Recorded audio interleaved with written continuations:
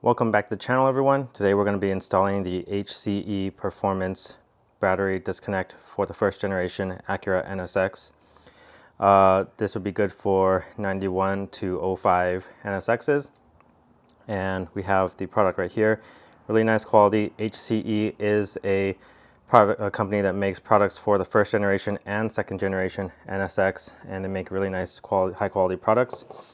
This is their battery disconnect with nice CNC and powder coated pieces, along with some really good high quality wiring and some hardware. They do provide you instructions on YouTube. It's a really good video. You should watch it. I watched it before. I'm about to show you guys how to install it.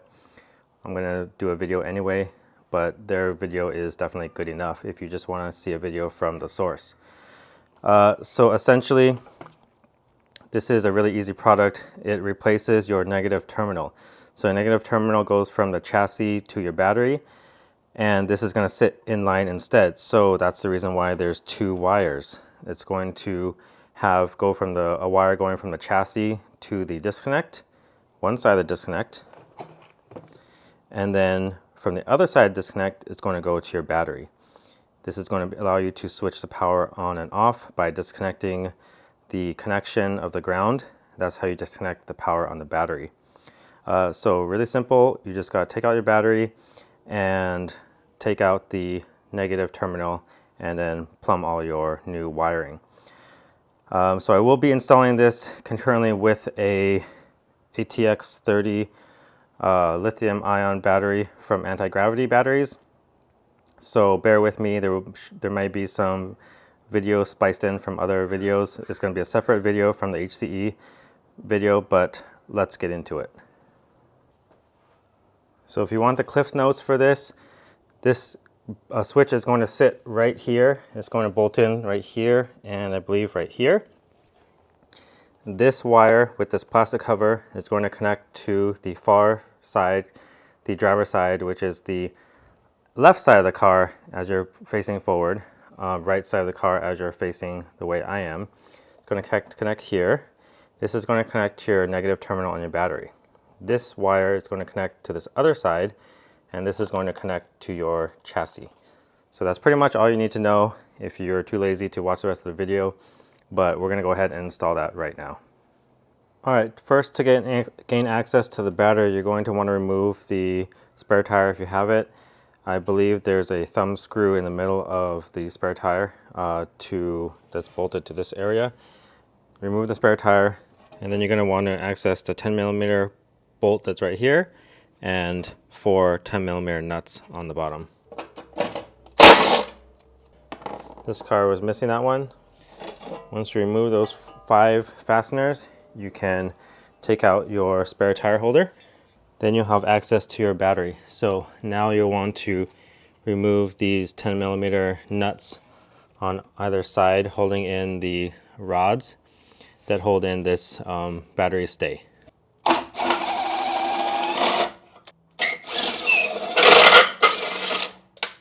Next, you can pull off this stay, hopefully. I should mention you may want to remove the negative terminal first as the very first step. You do not want to make bridge connection, like if you're using a wrench or something. This one is supposed to have a rubber cover over the positive terminal. If you bridge connection, it'll spark. So you do probably want to disconnect the battery first, disconnect the negative terminal first in order to remove power from the equation. These rods have a hook on the end, and they go down into the slot, and you turn them in order to lock them in. So that's how those work. Disconnect the negative terminal. This one I had to do is aftermarket. This is not OEM, so I had to remove these ones instead of this one. This one's kind of stuck on here. So now, once this is disconnected and not touching, you can touch the positive terminal. So hopefully this one comes off. It's a little crusty. All right, with the battery disconnected, you're going to go ahead and pull it out.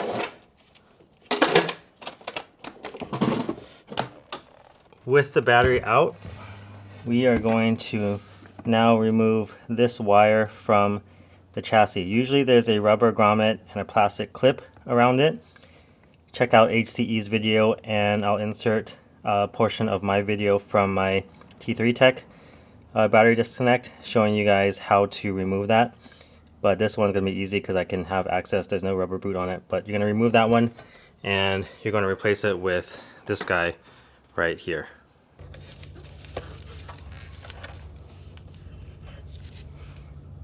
Here's a kind of a look at it. The plastic hooks around a spacer, so up it goes this way and up that way. So I used my flathead and pried it, put it in this slot right here, and pried it off like this. There is another one of these hooks on the top side, 180 degrees around.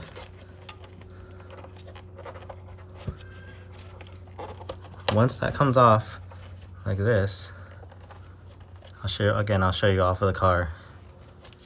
There's a 10mm bolt and a spacer. Remove that next.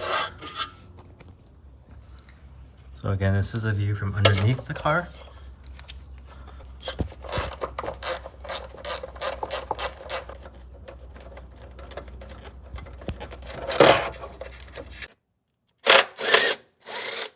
So as HCE did in their video, I'm going to show you as well.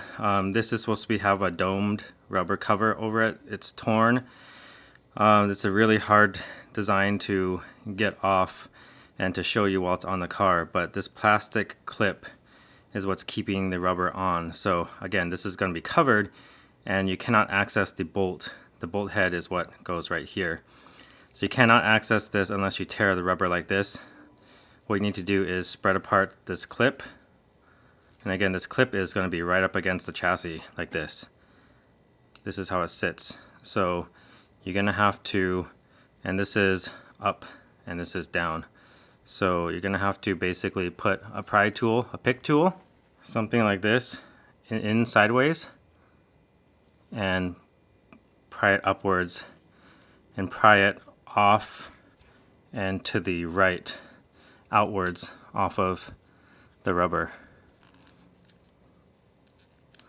So you pry it off, and so this plastic right here is what's gripping this edge of the aluminum spacer. So you basically just need to pry it off of the spacer. This spacer is going to be stuck to the chassis, so you can put a lot of force on this plastic and rubber and pry it off. Yeah, you don't want to put too much force because you might break it, but it'll be easier than what you just saw me do because, you know, it's not bolted to anything right now, so I'm having to try to hold the spacer in place. The spacer is going to be attached to your chassis. You just need to pry these plastic pieces off the spacer, and then the plastic pieces will pull the rubber grommet boot with it off of this. Then you'll have the bolt just like this on the chassis, like this, and then you can unscrew the bolt and remove the whole thing. Okay, now with the new HCE cable with the domed boot, you're going to basically install it the way you saw it removed from the OEM cable, which is like this with a small side to the chassis, except there's no plastic clip anymore to hold that shoulder. Use the OEM bolt and bolt it in. So you're going to want to install this loosely because you want it to be able to pivot and attach the top piece. Alright, with the bottom loosely mounted, you're going to have it mount loosely mounted so this piece can pivot. It's going to go underneath these heater hoses and connect to the battery switch.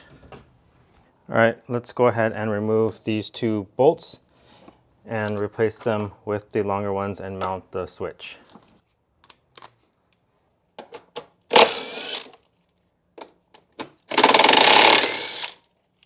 You're going to want to also remove the one nut and one washer from the bottom of both of these terminals. These are 12mm. Alright, so we're going to grab the new hardware, install this in one side, install the other hardware on the other side. You just want to snug these up. Don't need to go too crazy. Alright, now you're going to want to install the side connected to the chassis onto the left, as you're looking at it right now, onto the left terminal. I'm going to use one lock washer and one nut. Okay, and you want to snug this up with a 12 millimeter. I am careful to make sure that this terminal is pointed at least parallel to the other one, if not pointed that way more. But I don't want the two terminals to make contact with each other, right? Because they're right next to each other. There is a plastic divider between the two, but you want to make sure that this part of the switch doesn't make contact with the other wire as well. So just go ahead and make sure when you tighten those that this wire is, straight up along with this other wire, and they're parallel and not making contact with each other. All right, now for this other side, we do want to, this other side with the plastic cover like this that goes on the terminal, we do want to mount it to the right side, and we're going to fish it through the same way and attach it to the terminal the same way as well. All right, you may have noticed, eagle-eyed viewers may have noticed that I did install the flat side on this side down and the flat side of the terminal on this side up. That's just based on, you can do it either way you want, but that's just based on how this cable wanted to lay, and it being easier for me to get this to sit flat versus it being upside down and me twisting the wire and everything like that. You do what you need to do. I think it's going to largely depend on how they package the wiring, but that's how I did it in this case. Last but not least, do not forget to tighten this fully.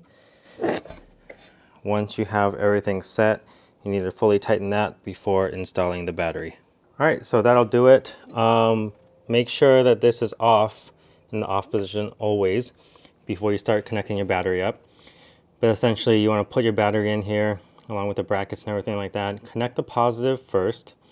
Always connect the negative last when you're installing. And then you can test out whether it works or not. Obviously off is going to disconnect the power, your car from the battery. Nothing should work. The point is to save your battery. If you do set let your car sit for a long time or something like that, don't want to kill your battery. In this case, we're also using a lithium-ion battery in this customer car that has the restart feature. So it's a little bit of redundancy, but it's good to have something than nothing. So go ahead and test it out, make sure it works. Give your terminals a good jiggle, make sure they're on tight. In this case, HCE provides a rubber cover for the negative. You're going to make sure that everything works. Power on your car. Make sure that the lights work.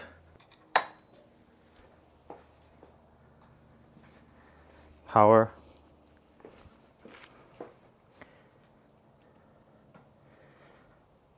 Turn it off. In this case, we're testing the HCE battery disconnect. Switch it off. No parking lights. Looks like it functions as normal. That should do it for this video. Let me know if you have any questions in the comments below. Otherwise, I will see you in the next one.